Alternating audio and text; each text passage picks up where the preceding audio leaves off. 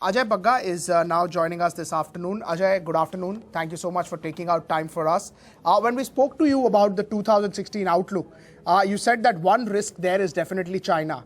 And now that we have seen it unfolding, you think that that risk is playing out and it's playing out in the early part of 2016, which means H2 can be much better? Yeah, definitely, Pankaj. It gives us an unhappy new year to start with, and hopefully it ends as a happy new year. So $1 trillion is the cut in the Chinese market cap that has happened in this week, 10% down for the week. We have not suffered as much. We are collateral damage being in the emerging markets. Otherwise, our correlation to China is very little. But in the emerging market outflows, we get hit. If you look at the outflows, Pankaj, 2008 emerging market funds lost about $38 billion. Last year was nearly double of that. $73 billion went out of emerging market funds. We saw a net inflow on the FPI portion of $3 billion. So India has performed well despite a very difficult global investment environment. And I am more and more convinced that this gives us a good entry point. And our thesis that 7,500 really sees a lot of money which sits on the sideline coming in. You see the IPO subscription numbers. 2 IPOs saw 75,000 crores being bid. Last 4 IPOs have seen huge returns coming to clients. And these were not low-priced IPOs. These were at very high valuations, but it's a bipolar market, which seems to be unconvinced on the secondary market, seems to be ready to bid up stocks on the IPO side, which are not necessarily even giving you sectors which you are not seeing, be it hospitals or pharma or aviation. You had existing stocks. Right. So overall, I would say a lot of money on the sidelines, Pankaj.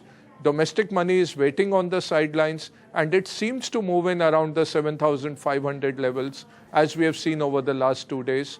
India will get hit with the global volatility that you can't escape despite our low correlation. Use that as opportunities to buy is what I would say. Right. So, the point that you mentioned, can you just for our viewers explain, you've worked with a lot of global fund managers. Can you just explain to us that, what essentially happens? Because everybody is pointing out that India and China doesn't have correlation, but when it falls, we also fall. Can you just explain how an emerging market fund works and why essentially India will also see redemption pressures? Yeah, see, we get hit 2 ways, Pankaj. One is being a broader market, a deeper market, you're able to get out of positions in India. So you see the 230 factors that I see on your program every day that you're mentioning. It's more basket selling that comes out of ETFs, which are either India-based ETFs or GEM, the Global Emerging Market ETF. So if you have a liquidity issue in these funds because somebody is redeeming, they would go ahead and redeem from the more liquid markets where India gets more than its fair share.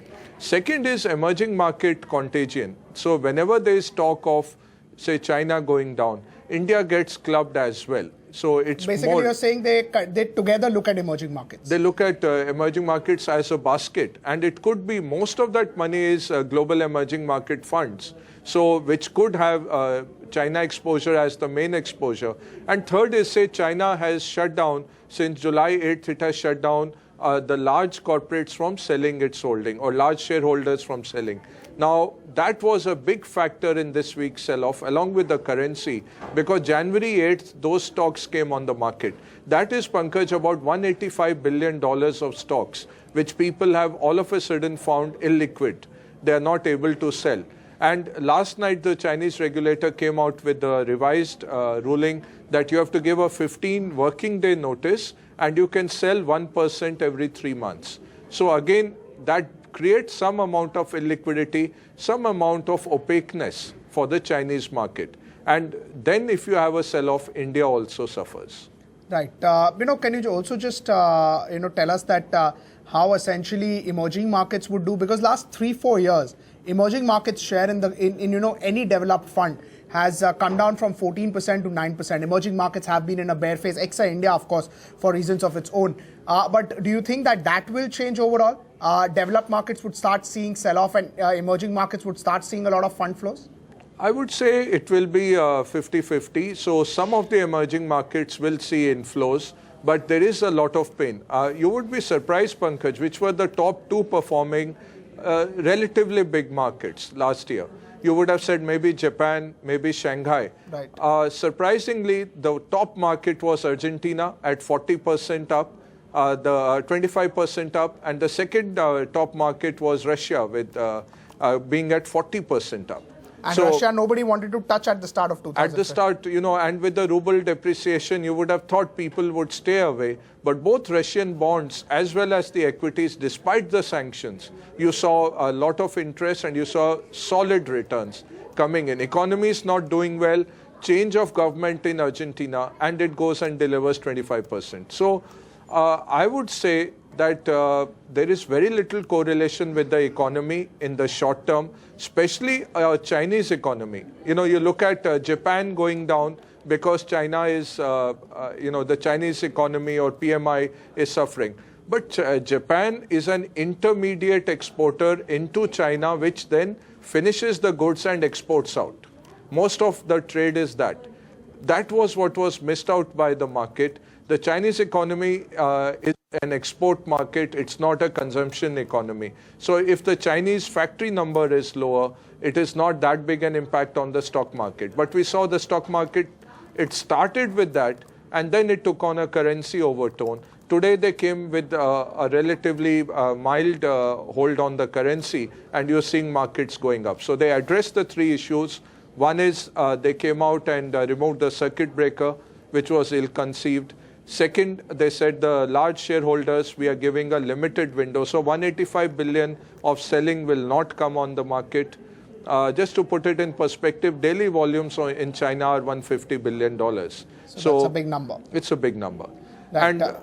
Ajay, the other thing that you spoke about, which you also briefly mentioned, was the domestic liquidity or the domestic funds having liquidity. But after our interaction, we got the December data coming in. It was about $600 million of inflow. It's not small, but the last 11 months average is about $1.1 billion. And yesterday was probably the first time when we saw FIIs were selling, prices were available at a good price, and still DIIs did not come and buy. Of course, it's a very short-term trend. It's just about 3-4 days. But you think that now that data should be looked in very closely? DIIs have to get liquidity for supporting the market? Yeah, definitely flows have to come into DIIs. And my understanding is roughly about 70,000 crores was the net inflows into mutual funds. Apart from the rise in the AUMs because of market performance or their own alpha. So overall, you see 35 to 40,000 crores is what you're getting from the 80 lakh SIPs per annum. So you can roughly say about 3,000 crores is what you start a month with in the pocket of the mutual funds. It can come on any date from the 1st to the 30th. I don't have that spatial distribution on how much money comes in. But you're starting with a big positive. So roughly $5-6 billion is what's in the pocket with the SIPs. Say the inflows, reduce a little bit. They got about 75,000 crores coming in, 75,000 crores coming in. Say it becomes 40,000 crores. Still, it's a substantial number that we are looking at.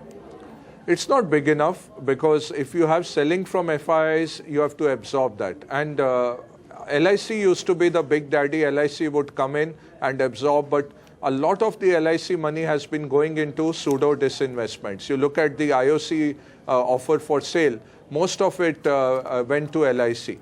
So that if you take a big player like that out of the market, it has an impact on the market.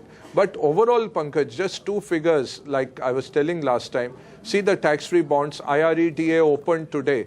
Within the first hour, most of it was subscribed. Right. So any amount of tax-free you bring in. Now, I hope the government wakes up to that. Entire railways you can fund from there. Mr. Prabhu can get as much money as he wants, and he has very good corporations in the railways who can raise that money. Similarly, for power for Mr. Goel or for the coal requirements, go ahead and raise these tax-free bonds. Don't burden the fiscal with it. These are companies where you can raise. Third is municipal bonds. You have notified the issues. Go ahead and allow 8-10 well-run municipalities. Today you have 2-3 like Nagpur and Vidarbha Nagpur and Nasik, for example, Ahmedabad, they have some municipal bonds. Go ahead and notify the tax structure for that and allow them to raise money directly. We have to find ways to tap into this liquidity which is there and which is not coming into the flows. If we can do that, you can reduce the pressure also on your fiscal. You know, the December number that I told you about, the inflow number, which was much lower than the averages. Also, we spoke to a couple of fund managers and they told us precisely this. The IPO market that opened in November, December, which saw a lot of retail participation, and the tax bonds, that attracted a lot of money, and that's why probably that inflow was not that great. Definitely. That is something that I just wanted to get out of the way. Definitely. That would have an impact because it was a big number of tax-free bonds. But you look at the overall savings of India, that's a huge pool year on year.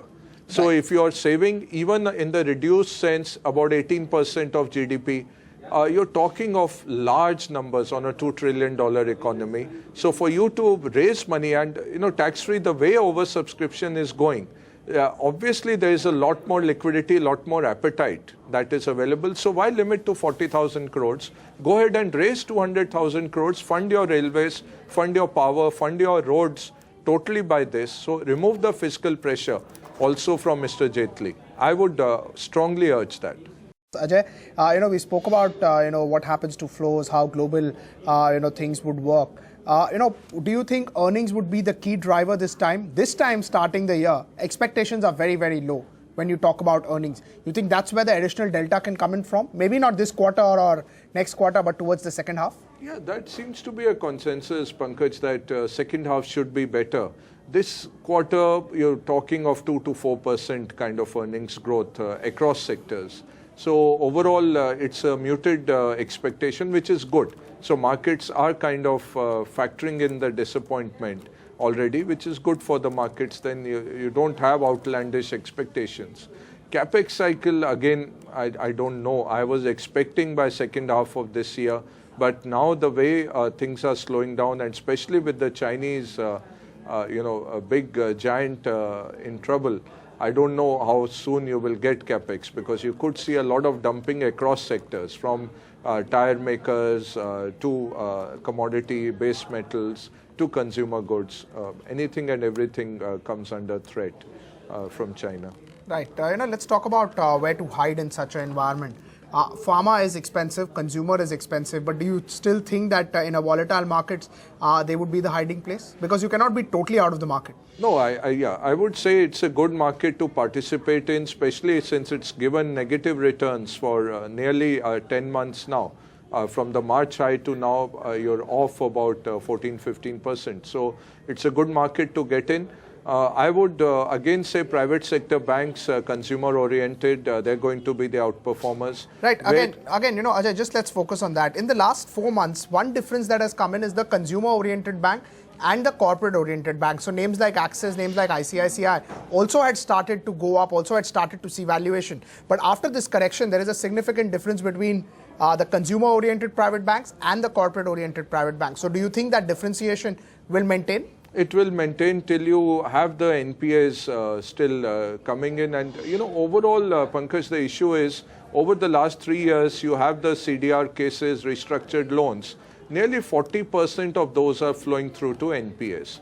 That is what's spooking the market, that overall the stressed loan level has increased from 13% last March to roughly about 17% of the total banking assets. Huge projects are still stalled despite the government's best efforts, and big sectors like roads, like power, like steel, all metals are really seeing very stretched balance sheets. The third point, Pankaj, is where we do an analysis of seeing, okay, the big guys who have been monetizing assets.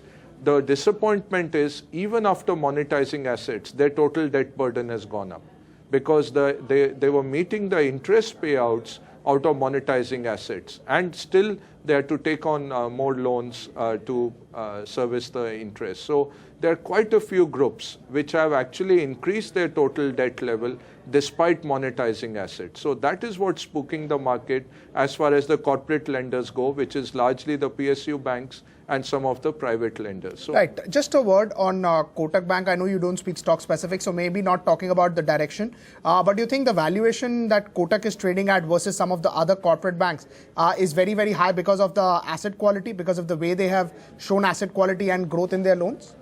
see, clearly, if you see the price to book levels, you'll see a big differentiation. And why does the market reward certain stocks is because of managements who have been able to play across the credit cycles. They hunker down when they see too much euphoria, and they are ready with dry powder in bad times. So that's what the market rewards. And second, retail books. I think retail books are doing very well because of the CIBIL having come in. People are coming in and paying overdue loans because they realize they can't take another loan unless they have cleared the previous dues. It never used to happen. Right. We used to keep running after retail clients to come and pay their books. And delinquencies used to go as high as 14% especially in the unsecured segments like personal loan, credit cards in the previous cycles. Now with CIBIL coming in and with your records there, people are coming and repaying old loans. So anybody with a retail franchise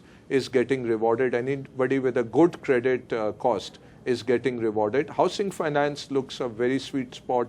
I would put money there. So those would be some of the... So you mentioned about housing finance. They have seen a significant re-rating in the last 2 years, whether it's HDFC, whether it's LIC, whether it's India Bull Housing, whether it's even the smaller names. Valuations are high, there is no doubt. But do you think the earnings would continue to grow and that in turn would make valuations look cheaper going ahead?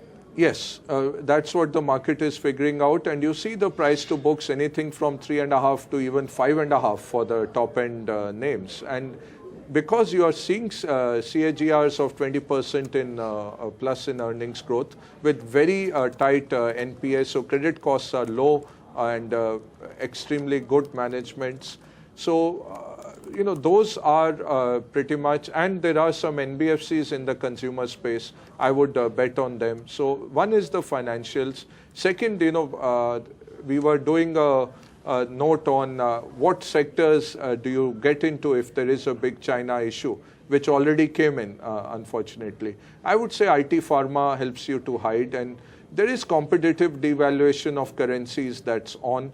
Just to give you one idea, Pankaj, 2011 to date, if you just compare the performance of the yuan and the rupee versus the dollar, the yuan has gone down just 1% after the 8% devaluation post-August. So they had actually appreciated against the dollar. They're trying to normalize. The rupee has gone down 33%. So all our exporters who are talking about that you have to do devaluation, this, that, China has outperformed despite this. Look at Japan. In the 90s, you were looking at 400 yen to the dollar. They went all the way down to 70 yen. They have devalued down to 120 yen to the dollar. So, and Japan is an intermediate supplier into China. Largely, their big portion of exports is that. So China cannot be blamed this much. I think more it's a communication issue for China, and it's a issue of the market really doubting their intentions. So if they had a clearer communication, like Janet Yellen was shouting from the rooftops that I'm going to raise rates for more than a year, and then it became a non-event when she went ahead. I think the Chinese need to do that. That responsibility comes with the size that they have acquired. Right. Ajay, thank you so much for taking out time for us. Always a pleasure talking to you and hope that markets do recover.